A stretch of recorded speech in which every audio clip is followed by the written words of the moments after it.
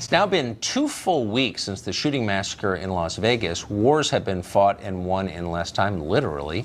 Yet even now, investigators are still trying to understand why Stephen Paddock murdered 59 people, how he was able to do it. Basic questions remain unanswered. Mysteries multiply by the day. For example, security guard Jesus Campos was apparently the first man at the scene of the shooting.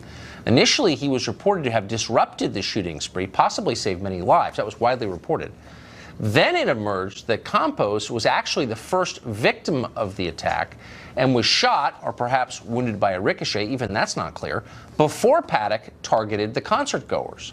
That's the case under the current timeline anyway, which could end up changing again. We don't know for sure, partly because we can't talk to Campos because he's disappeared.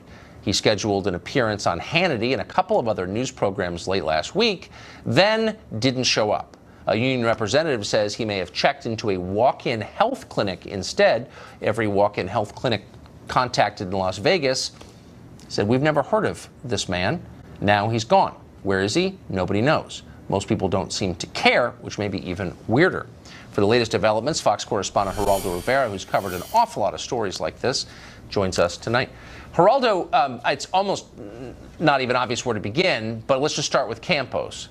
It's not clear to me whether he was shot or wounded by a ricochet, not that it matters, but it's just it's another example of the bad reporting that has clouded the facts of this case from the beginning. But the fact that we don't know where he is strikes me as very odd.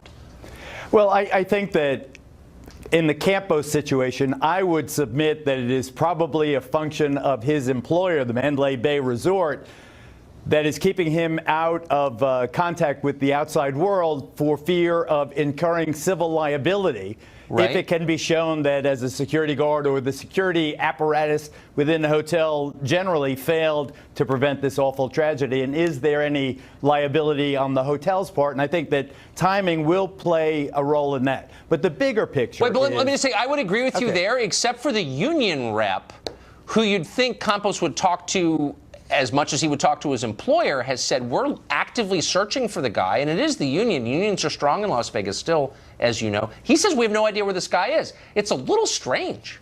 Well, I think that what the tone of your voice implies is that you are skeptical of the official accounts of what happened that I honestly don't know what to think. Night. I mean, I'm skeptical of everything, but I'm sincerely confused. I don't have a secret theory that I'm pushing. But there are two things. There is the lack of an obvious motive. Why did this Stephen Paddock, a 64-year-old millionaire by all accounts, why did he suddenly become this evil killing machine? So there's no motive. I've heard, he was ISIS, he was Antifa, he was the Illuminati, he was a satanic blood cultist. So that the lack of motive plus the confused timeline allows us to ponder, and as talk radio and the conspiracy theorists get their hands on it, it becomes a lot like, in a sense, although the crimes are obviously so very different, it becomes like the Kennedy assassination in the sense that we have evidence that seemingly contradicts the official account. Therefore, we're skeptical. There are dark forces at work here, playing with the facts and the circumstances to make a political goal. This is a false flag operation to bring on gun control, et cetera, et cetera. I think, I just tell you what I think, and you thank you for crediting me with my deep experience in these kinds of crimes. I think that because of the enormity of this act and the murders committed and the extraordinary circumstance of the 32nd floor of the hotel becoming the sniper's nest where they could rain down death and destruction on so many just average, normal, ordinary Americans, we run wild. We don't want it to be the banality of a simple, horrible, evil creature like Lee Harvey Oswald. That's not true. Here's what we don't want. We don't want to believe that our authorities are incompetent.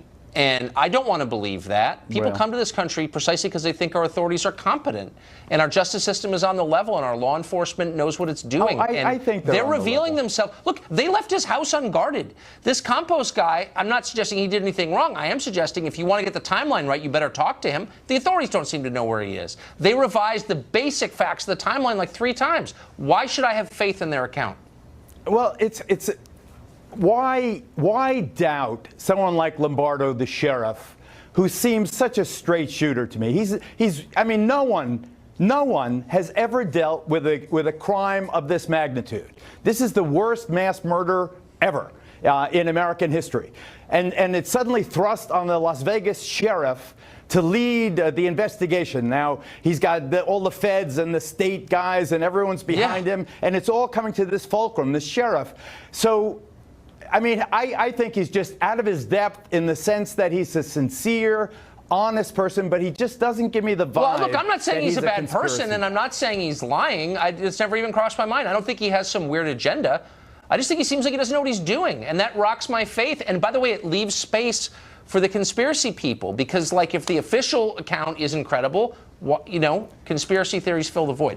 That's my view. I think the official account is credible. I think there was great confusion. I think that with Jesus Campos particularly, no one knew exactly when he got wounded. They didn't have the transcripts of the radio communications. It's not clear at what point after he went on his walkie-talkie and said, call the cops, there's a shooter up here. How long did it take them to actually dial 911? How long did it take for the deputies? And because the carnage is so awful. Right. No, I get it. It's bad, so but bad. We want it to be the commies. We want it to be the aliens. Well, we don't know what it is. Thanks to them. Anyway, thank you, Geraldo. Thanks for joining us. It's Stephen Pollack.